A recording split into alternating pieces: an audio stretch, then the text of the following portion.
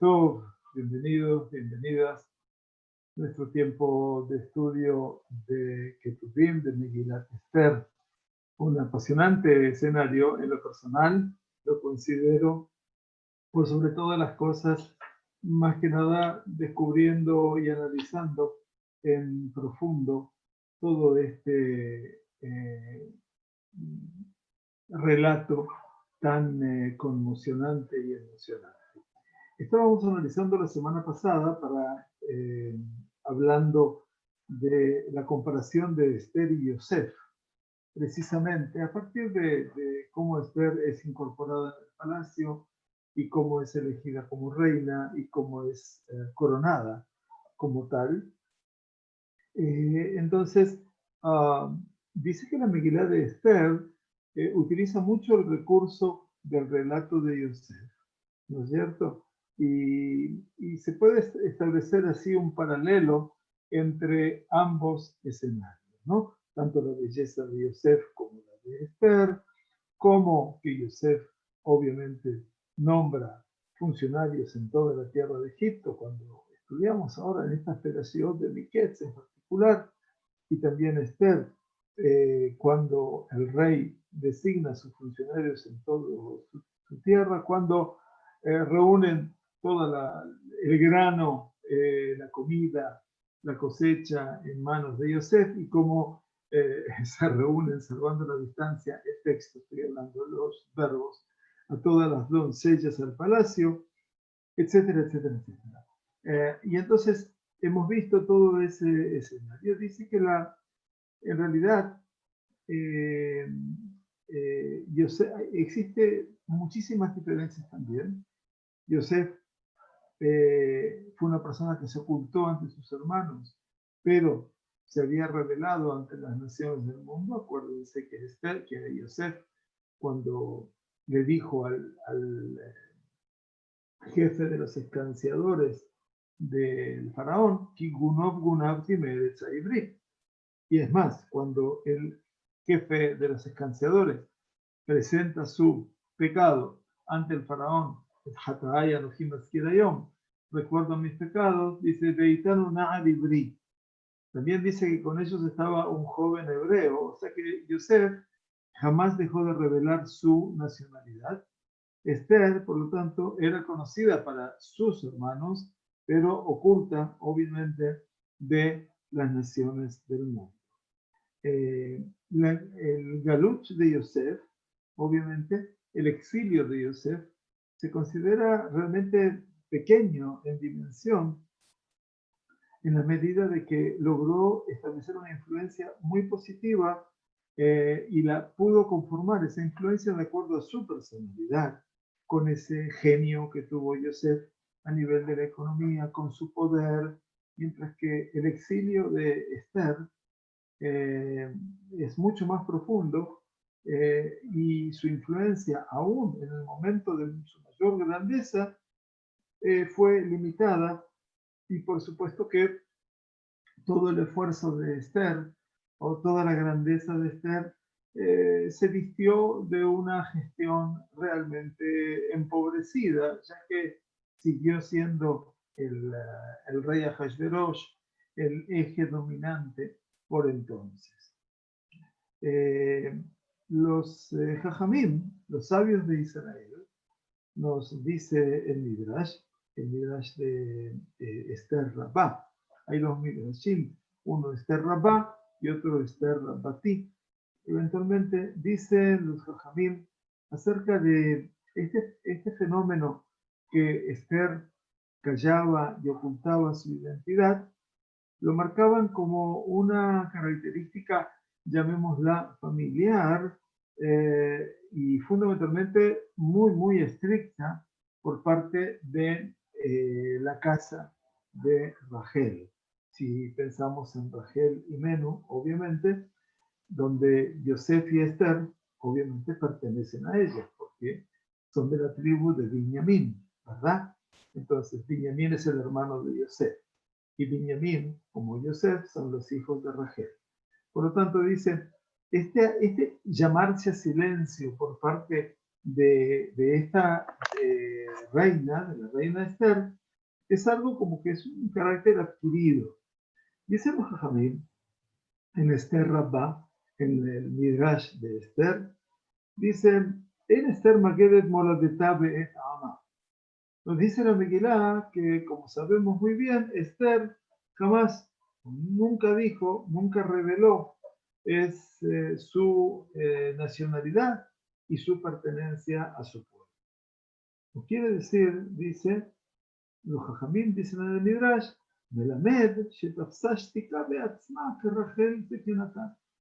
Quiere decir, nos enseña que Esther, la reina, decidió optar por ese arte del silencio, de guardarse a silencio, así como su ancestro Rachel, que obviamente que tomó obviamente ese concepto del silencio, de Amduk Kol Gedolei Zara Vishtikata, y a través del silencio de Rachel, recuerdan que Rachel no le reveló a Jacob que sería Lea la que entrase en el palio nupcial en esa noche cuando se tenía que casar ella, y por ese silencio, dicen los sabios, Rachel tuvo el mérito de tener una descendencia muy, muy prolífica y muy grande.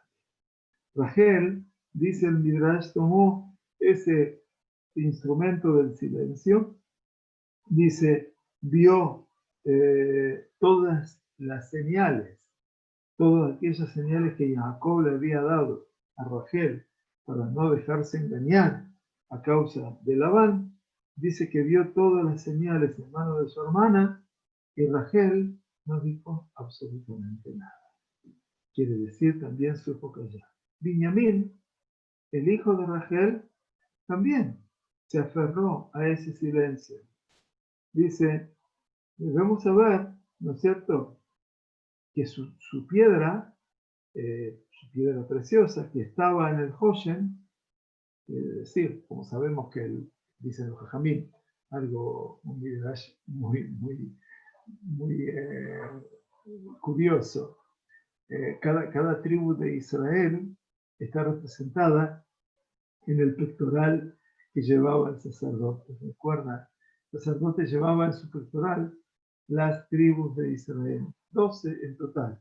No más, las llevaba aquí. Y cuando debería consultar la voluntad del Todopoderoso, entonces el Cohen Gadol, junto con su túnica, el efod y el Hoshen Mishpat, con las 12 piedras preciosas que tenían los nombres de Abraham, Isaac y Jacob y cada una de las tribus, ingresaba, Lifnai Benifnim, ingresaba al antro más sagrado del santuario, en este caso del santuario móvil, del Mishkan, o después del Bet HaMikdash, y allí consultaba con Urim Betumim, quiere decir a partir de que en aquel lugar se manifestaba la voluntad divina, y esa voluntad divina se manifestaba, como siempre, a través de la luz, y iluminaba entonces determinadas piedras o determinadas letras.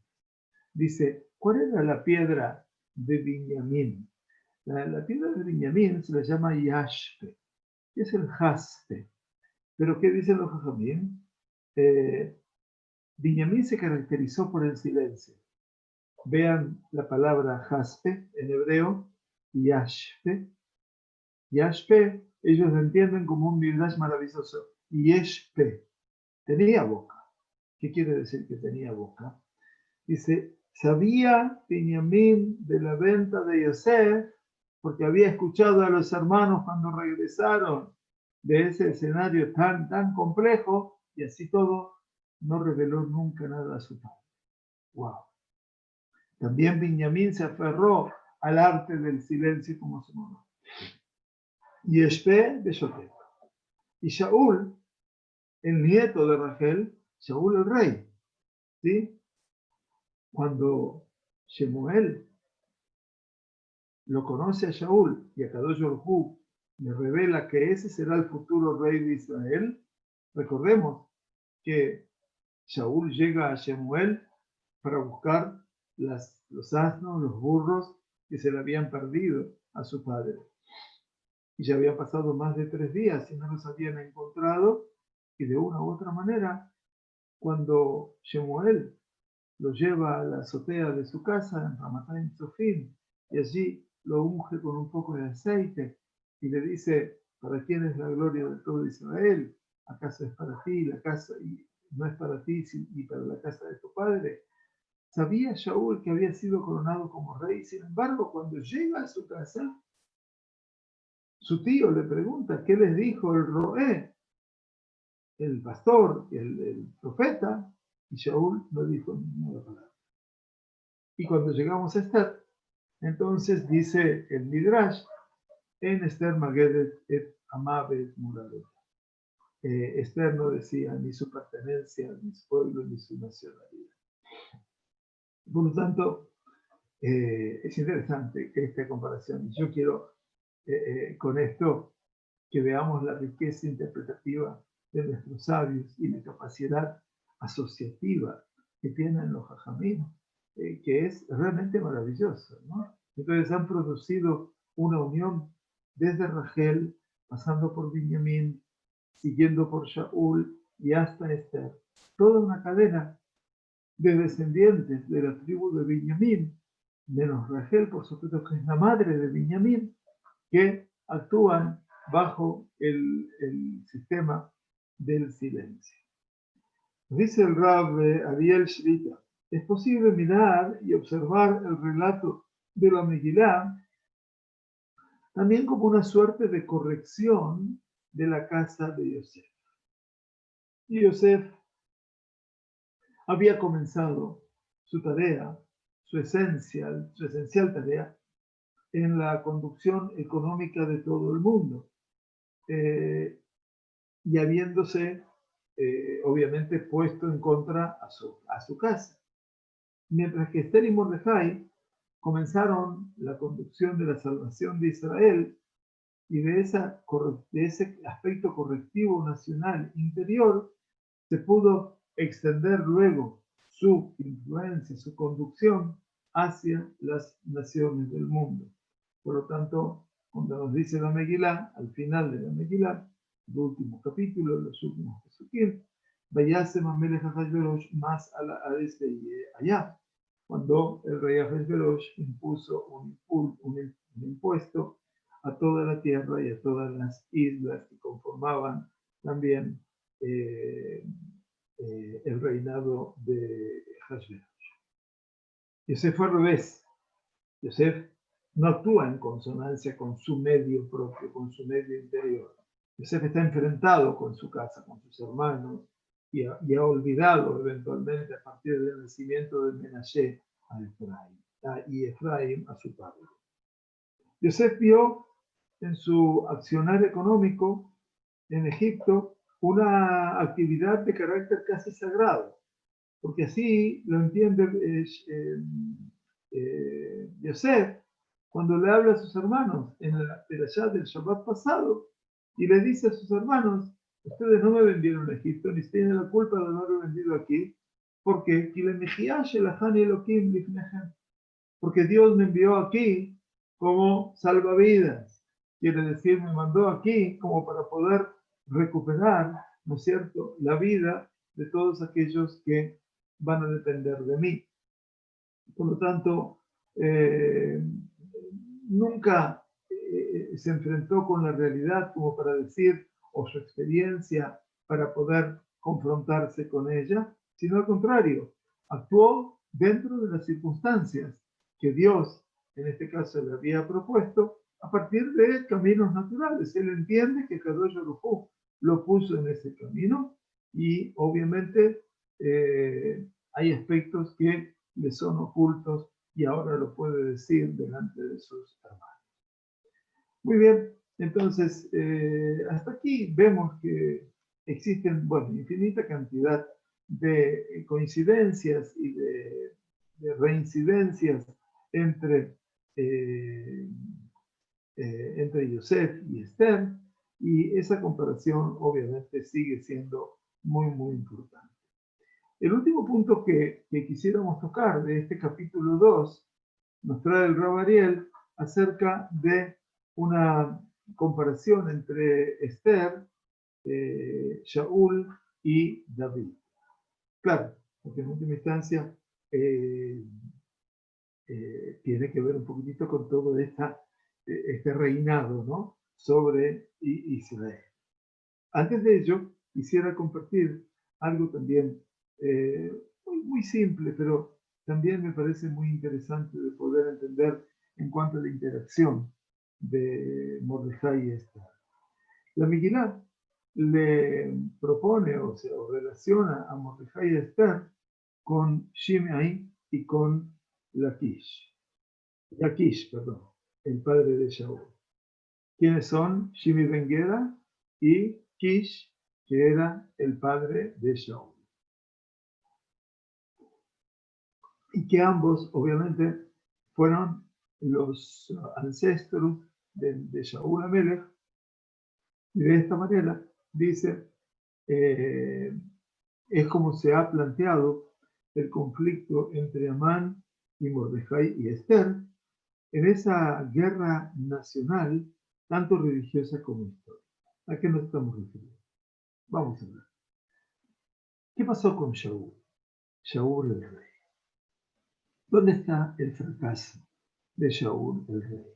Entonces yo insisto siempre, ¿no?, de que tengamos siempre la posibilidad de que tengamos buena salud, ante todo, de poder estudiar Tanaj. Porque es muy importante estudiar Mishnah, Gemara, Torah Sheba'al-Peh, todo lo que ustedes me propongan, todo, no voy a decir siempre que es muy importante, pero es vital que no ignoremos el Tanaj. Y el Tanaj es Torah, Nevi'im y Ketuvim. Nosotros estamos estudiando un punto de Ketuvim, que es Megilat Esther, pero estamos pasando revista a los Nevi'im, quiere decir tanto a los Nevi'im Rishonim, a los primeros libros de los profetas, que tienen que ver fundamentalmente con, perdón los movimientos, pero tengo un problema muy agudo en la pierna derecha, y entonces me cuesta estar sentado. Tenemos que estudiar los Nevi'im Rishonim, que tienen que ver fundamentalmente con una sección historiográfica, porque habla del libro de Yoshua, el libro de Jueces, el libro de Shemuel primero y segundo, y el libro de Reyes primero y segundo. Y es muy importante, insisto, para todos, ¿no?, poder saberlos, poder entenderlos, porque es la única forma que podemos entender cualquier otra relación que se nos plantee en el Tanaj. El Tanaj es un libro de ida y vuelta, desde Bereshit y hasta Divrei Yamim. Si bien, por supuesto, la Torá es el escenario esencial del Tanaj, los Nevi'im tienen un lugar también de privilegio, y los Ketuvim tienen un escenario donde el estudio de los Ketuvim nos hace volver paso a paso por cada uno de los escenarios realmente únicos de la Sagrada Torá. Vamos a decir entonces, la Megilá relaciona a Mordejai y Esther con las casas de Shimei ben Gera y Kish, que son los ancestros de la casa de Shaul el rey, y de aquí es donde se puede puntualizar el conflicto constante de Amalek, de Amán, por supuesto, con Mordejai y Esther. En esa guerra, ¿no?, nacional, religiosa, a nivel histórico. ¿Qué pasó con Shaul? Decía. Shaul fracasó como rey en el cumplimiento de la mitzvah más trascendente que tenía que cumplir. ¿Qué tenía que hacer? Bueno, la mitzvah que la Sagrada Torá reserva al pueblo judío una vez que se ha establecido en su tierra y ha nombrado a su rey. Quiere decir que el camino del pueblo judío en la tierra de Israel está conquistar la tierra, apoderarse de ella, luego el nombrar un rey sobre ella, y el tercer punto tiene que ver con la elección de un Bet HaMikdash. Ese sería el punto en el cual alcanzamos la Geulá absoluta. ¿De acuerdo? Conquista y habitación de la tierra, nombramiento del rey, construcción del Bet HaMikdash. Bueno, ya la tierra ha sido conquistada. Felizmente, en la época de Yoshua, se ha distribuido en las tribus y llegó el momento en el cual se mencionó al rey de Israel. Y allí llega Shaul Amelech para ser el rey de Israel. Y allí es cuando Shemuel le da a Shaul la tarea. Porque antes de poder imaginar el concepto de la Geulah, de la redención, se necesita ante todo y por sobre todo liberarnos de un mal epidémico y endémico que realmente era el enemigo fatal del pueblo judío llamado Amalek.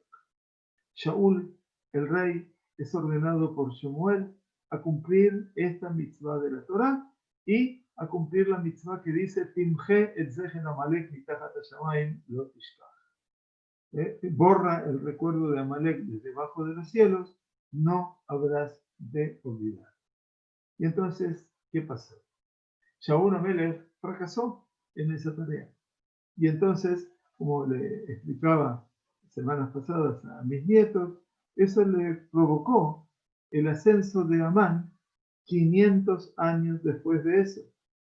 En el momento cuando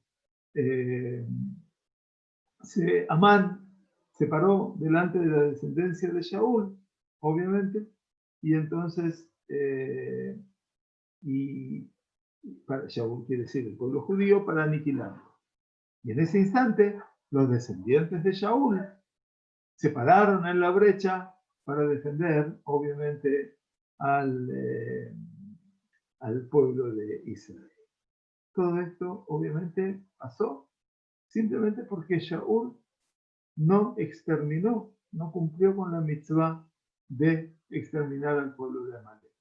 En un curso que estoy dictando hacia alumnos del exterior con el College de Herzog en Jerusalén, justamente les he mostrado a ellos y ellos han hecho un trabajo precisamente sobre este Amalek generacional y sobre el fracaso del rey Shaul. Este fracaso lo llevó a Shaul a perder lamentablemente su reyesía. Shaul se apiadó del ganado de Amalek, también se apiadó de algunas vidas, por supuesto, y también dejó con vida al mismísimo rey, llamado el rey Agag de Amalek. Y recuerden ustedes que Amán era hijo de Amdatá, Agagí, el agagueo. Agag es como la secuencia Paró en Egipto. Agag es el significado o el sinónimo de Amalek. Bueno, ahí tenemos entonces cómo se producen los hechos hasta 500 años después de ese escenario.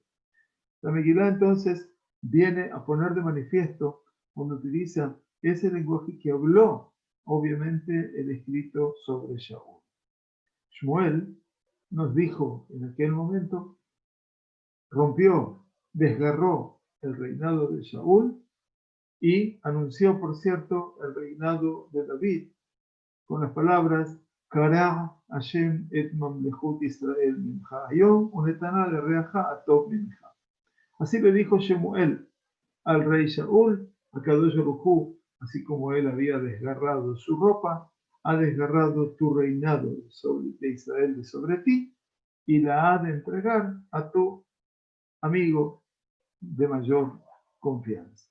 De esta manera también es como se desgarró y se cortó el reinado de Vashti y le fue entregado a Esther. Umalhutaha y ten Amelech le reautá a Tobá Mimena. Cuando se mandó a buscar a todas las doncellas por los países del reinado persa, los 127 Medinot, estados, entonces dice, y su reinado habrá de ser entregado a su prójima, a su más cercana, mejor que ella. De esta manera entonces se cumplió la ley histórica y por lo tanto se pudo corregir el pecado de Shaul, que era Bajur Batur, que era un hombre selecto, que era un hombre bueno, Benish mi Bene Israel Tov mi Ben. En ese momento no había persona en Israel mejor que el rey Shaul. Por lo tanto, nos dice el Rab, y paso ahora a su relato, podemos ver que la crítica sobre el reinado que aparece en la Megilá también es una suerte de crítica sobre el reinado de Shaul. Shaul fue el hombre elegido por Dios y que había sido designado a diseñar la forma y la figura, la imagen del reinado de Israel.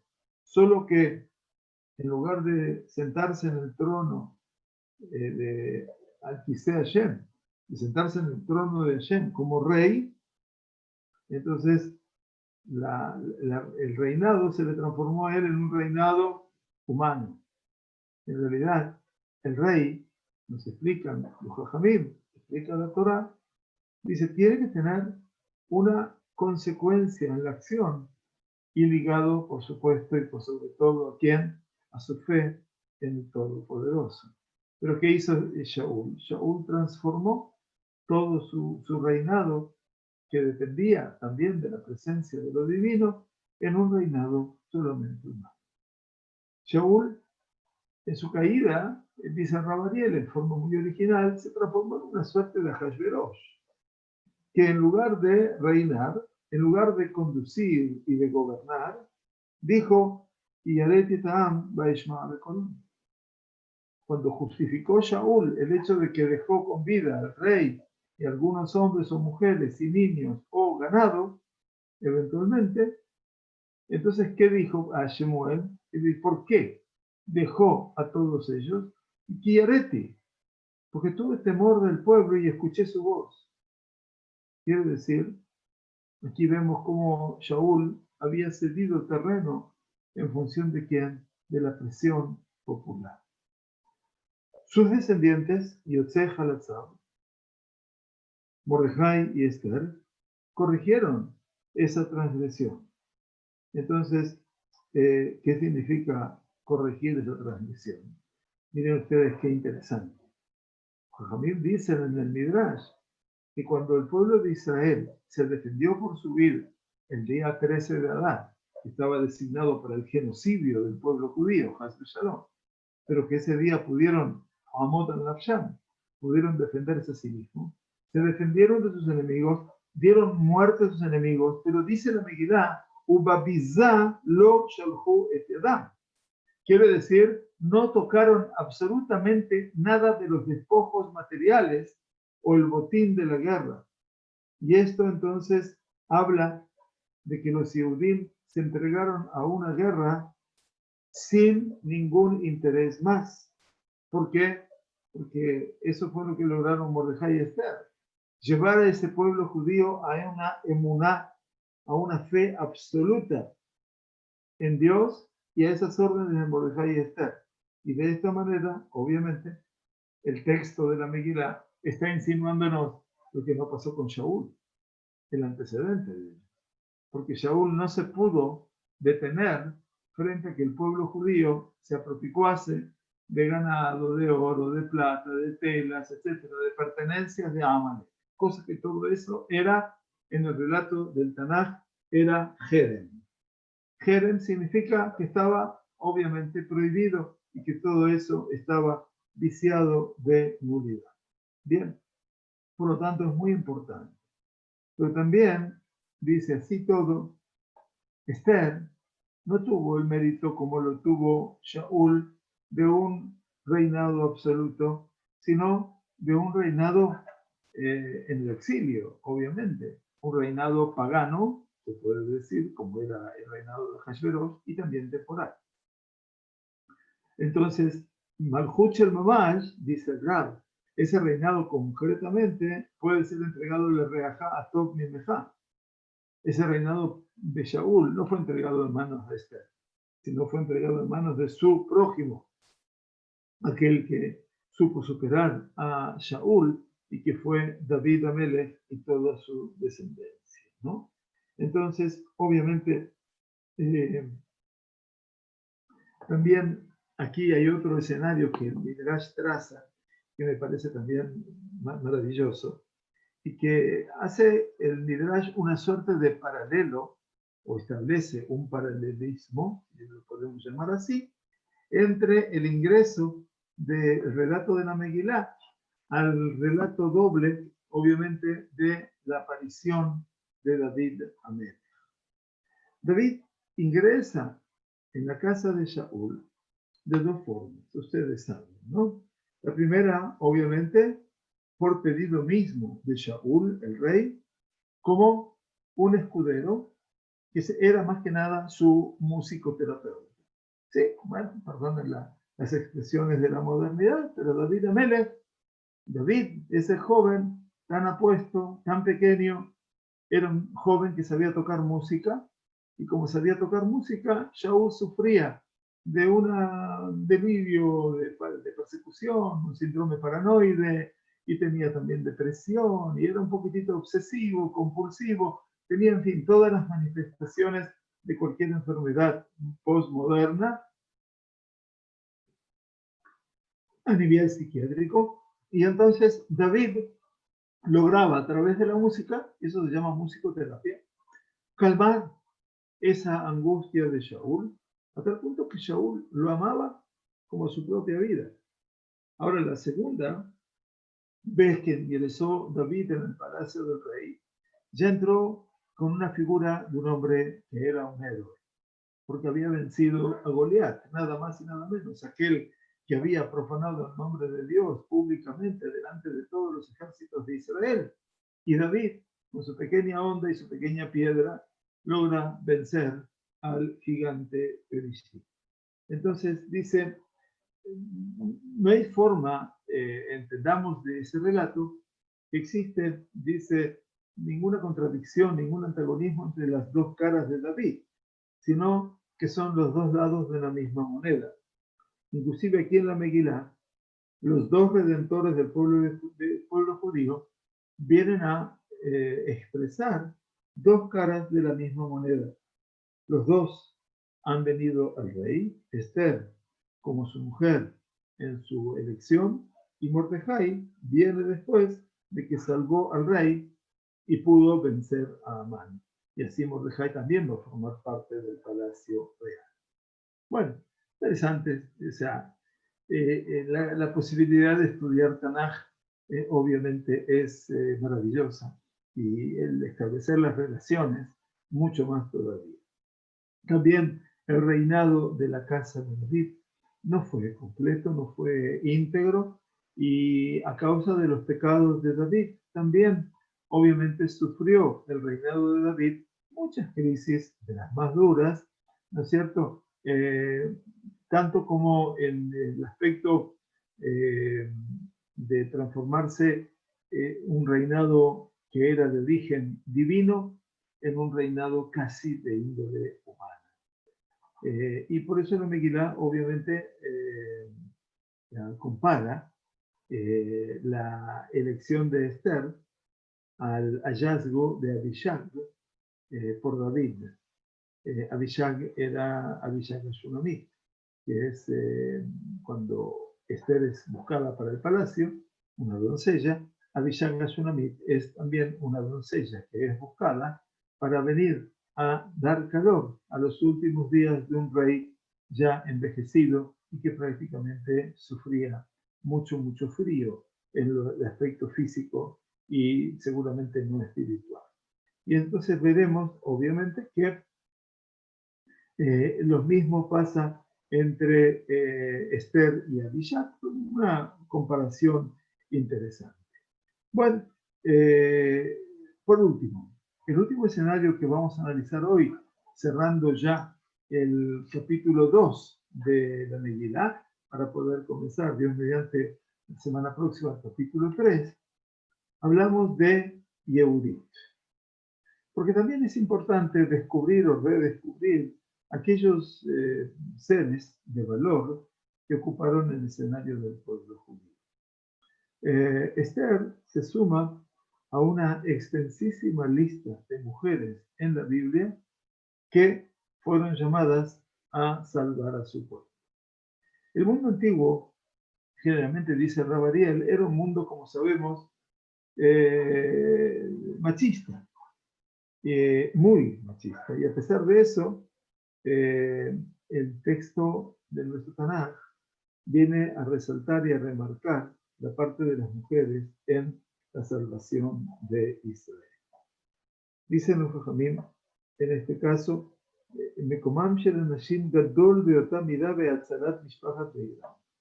dice, el lugar de las mujeres es tan o más importante en la salvación de sus familias o de sus ciudades. Por ejemplo, en Shemuel Bet, en la época de David y su capitán del ejército Joab, hay una mujer llamada la mujer de Tecoa, Aisha Ajajamá mi Tecoa, la mujer de Tecoa, de una ciudad. Aisha Ajajamá me Abel Ma'aja, Bathsheba, que viene al rey para salvar, obviamente, a sí misma y a su hijo Shelomo para que puedan gobernar. Entonces, veamos que cuánto intervienen, estamos dando un ejemplo nada más de mujeres que intervienen para salvar su ciudad, la mujer de Tecoa, la mujer de Abel Maaja, o que vienen a salvarse a sí mismas o a su hijo, en este caso Bathsheba, y a su hijo Shelomo. Es importante tenerlo en cuenta. El texto recordó a Yochebed, a Miriam y en Yetziat Mitzrayim. ¿Está bien? Por supuesto que Shifra y Pua también son mencionadas, las Meyaledot, Shifra y Pua, pero los Jajamim, como ustedes saben, las relacionan con Yochebed y Miriam, ¿no es cierto? Sobre Miriam, ¿qué se dijo en la Sagrada Torah? Batetatzav ajoto merajok. Cuando Moshe, el niño de 3 meses tan solo, fue depositado en las aguas del mar de los juncos, la hermana se detuvo detrás de los juncos para ver qué habría de ocurrir con él. También, en el momento de Yetziat Mitzrayim, en el momento de la salida de Egipto, Miriam toma un lineamiento hiperactivo. Porque Batetze, Batikach Miriam, Mitatov Riada Batetze. Dice, y tomó Miriam el pandero en su mano y salió con danzas con las mujeres cantando Ashir al-Hashem Kiga-Oga. O sea que en esos instantes también ella toma la iniciativa. Dice la Gemara, los Jajamim dicen en la Gemara de Sotá, Nishar Nashim Tzadkaniot, Shayu Beoto Dor, Nighalu Israel Mitzrayim. La Gemara de Sotá es muy contundente en ese aspecto y dice que por el mérito de mujeres justas se salvó aquella generación de Egipto. Más aún dice toda la generación. En Adorot Nirgalim, era Bishut Nashim Tzadkaniot Shebador. Así dijeron en el Midrash Zutá de Ruth, de Gilat Ruth, dicen, las generaciones solamente pueden alcanzar la redención cuando existen en ellas, mujeres justas. Entonces, todo lo que han dicho los Jajamim. Por lo tanto, la Sagrada Torah menciona a Yochebed y a Miriam en Yetziat Mitzrayim. A Rahab es una mujer pagana que está en Jericó, recuerdan, que es la que va a esconder a los espías que mandó Yehoshua y luego será protagonista del pueblo judío porque habrá de ser la esposa de Yehoshua. Débora y Yael, Débora la profetisa, que habrá de encaminar una guerra con el Zar Tzabá, con su capitán del ejército, Barak ben Abinoam, la guerra contra la potencia mayor del oriente, que era Yavin, el rey de Hatzor, en el norte, en el Galil, y su capitán del ejército con 900 carros de guerra, nada más y nada menos, llamado Sisera. Si estoy diciendo algunas cosas que desconocemos, no nos preocupemos. Es lo que estaba diciéndoles que, por suerte, quien les habla tuvo el zehut, el mérito de tener maestros en la escuela primaria ya, en la escuela de mi comunidad, en la escuela sefaradí, Rambam, Maimónides, de tener que estudiar Tanaj y de tener que amarlo y saberlo. Para después, en la época del secundario, también tuve morim excelentes, para llegar en mi última etapa, en mi preparación docente, con uno de los maestros exponenciales del Tanaj, una sabiduría única como fue el Rabbi Deri, Zecher Tzadik Libraja. Memoria de todos ellos, tal vez estoy hablando en este momento. Decía entonces Débora la profetisa, Yael, que es una mujer que no está ligada al pueblo judío, es de Eshet Heber Akeni, es la mujer del Heber Akeni. ¿Quién es el Heber Akeni? Los descendientes de Yitro, ¿sí? Los descendientes de Yitro que permanecen ad later, quiere decir en la adyacencia del pueblo judío, y que en esta batalla contra Yavin y contra Sisra, Yael será la encargada de matar a ese hombre, a ese Sisra. Y esto es obviamente el principio de la fundamentación del pueblo judío en su tierra. Y así como hablan de las mujeres dentro de la tierra de Israel, se habla de Esther en el Galú. En todos los casos estos actuaron las mujeres junto a hombres y su peso en los acontecimientos fue mucho más grande que el de los hombres. En la tradición de Israel aparece también la Geulá, que toda se habrá de cumplir por medio de una mujer, que es Yehudí, que fue ella la que salvó a su ciudad, ¿no es cierto? Sheyeshba Alema Derech Yerushalayim, que estaba en su ciudad, estaba como el acceso a la ciudad de Jerusalén. Entonces, Yehudit en la epopeya de Hanukkah, si recuerdan, ¿verdad? Como salvó al pueblo judío al matar a Holofernes, el general del ejército griego, habiéndose allegado a su tienda con pan y con vino. Pero la salvación de Esther y de Yehudí son diferentes. Esther se ocultó su identidad. Esther se impurificó y el nombre de Dios no es mencionado en su Megilá. Mientras que Yehudí fue a la tienda de Holofernes, como les dije, cuando el nombre de Dios estaba en su boca, en su plegaria, en las palabras de fe, en su temor celestial. Y por supuesto que ella guardó su imagen, su pureza, su libertad. Esther no se paró delante de Amán en forma personal y de frente a él, sino ella fue la titiritera. Esther fue la que manejó los hilos y aprovechó, obviamente, todos los recursos conspirativos del palacio y de esa manera pudo llevar al rey hacia su definición, mientras que Yael y Yehudit, Yael, una mujer no judía, la esposa del Heber Akeni, y Yehudit fueron los que definieron la muerte del enemigo porque mataron con sus propias manos tanto Yael a Sisera y Yehudit a Holofernes. Está claro que la diferencia entre Megilat Esther y la Megilat de Yehudit, que es una Megilat apócrifa, quiere decir no la tenemos en los textos sagrados, es una diferencia fundamental, obviamente, y esencial. La Megilat de Esther es una Megilat que relata el Galut, la diáspora, y todos sus personajes necesitan comportarse como diaspóricos, mientras que la Megilat de Yehudit obviamente acontece en la tierra de Israel y late en ella el espíritu de libertad y de soberanía. Entonces, esto es obviamente la diferencia entre una y entre otra. Así es como terminamos hoy el segundo capítulo hablando de las bondades de Esther. Les recuerdo, para que todo el mundo lo tenga presente, que nosotros planteamos en el segundo capítulo cuando decíamos lo siguiente.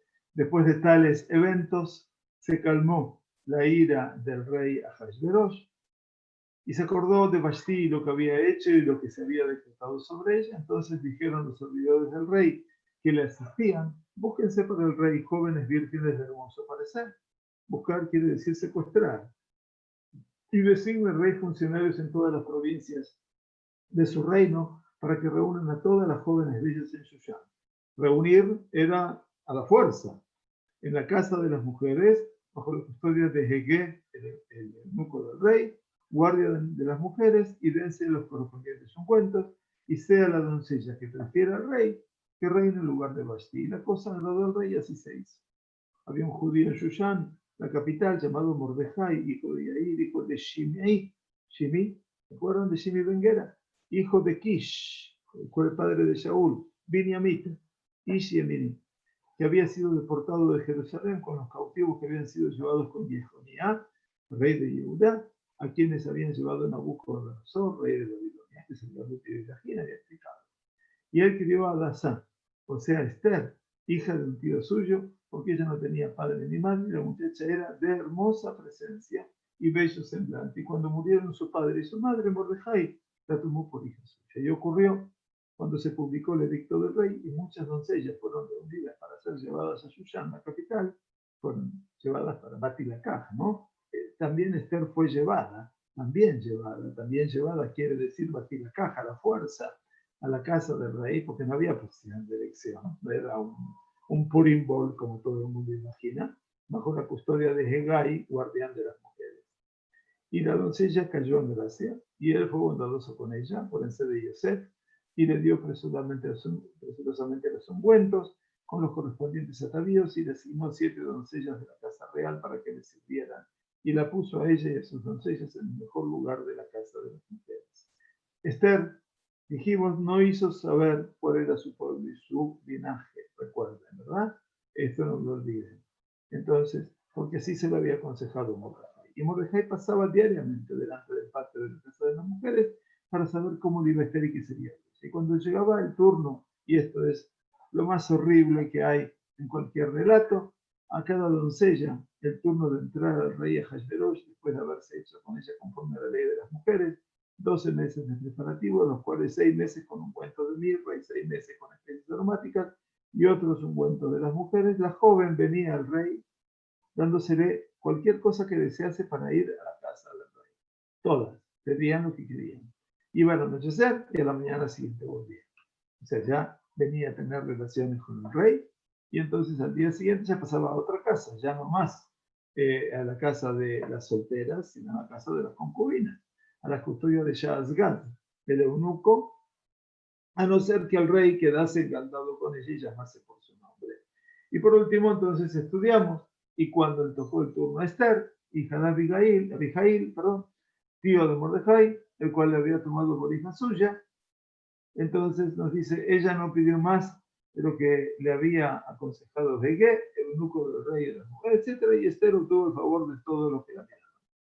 Y Esther fue conducida a Ahasverosh en su casa real el mes 10º, que es el mes de Tebet, en el año 7º de su reinado. Vaya, ¿no? Este mes de Tebet que contiene el momento más crítico de la vida de una joven que ahora es tomada al rey. Y el rey amó a Esther más que todas las demás mujeres, y ella logró benevolencia y favor de él más que todas las otras doncellas, de suerte que él le impuso la diadema real, le pone la corona y la hizo reina en lugar de los. Entonces el rey ofreció un gran festín, por supuesto, siempre el banquete, a todos sus príncipes y sus siervos en honor de Esther, y condonó tributos, esto es como siempre, que se perdonaban los impuestos, e hizo regalos conforme a la munificencia real. Y cuando las vírgenes fueron reunidas por segunda vez, porque esto no alcanzaba, ya había una reina, pero la descomposición social era tal que no importa, ahora había que conseguir más doncellas. Mordejai estaba sentado ante la puerta del rey. Esther no había revelado su estirpe, como le había dicho Mordejai, porque Esther hacía lo que le ordenaba a Mordejai hasta entonces, como cuando ella era criada por él. En aquellos días, eventualmente, vimos, mientras Mordejai estaba sentado ante la puerta del rey, 2 de los eunucos del rey, Bigtán y Teresh, que guardaban la puerta, en un arranque de ira, proyectaron poner mano en el rey, quiere decir matarlo. Y de ellos se enteró Mordejai, que se lo contó a Esther, y Esther lo dijo al rey en nombre de Mordejai. Esto es muy importante que lo tengamos en cuenta, por supuesto, ¿no? En nombre de Mordejai. Y cuando se inquirió la cosa y se encontró que era verdad, ambos culpables fueron colgados de un árbol. Y eso fue escrito en el libro de las crónicas delante del rey, como sabemos muy bien. Y hasta aquí hemos llegado en el día de hoy.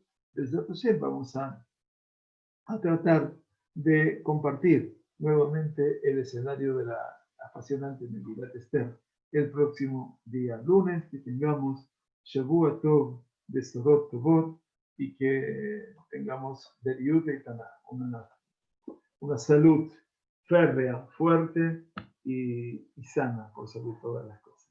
Buena semana para todos. Muchas, muchas gracias.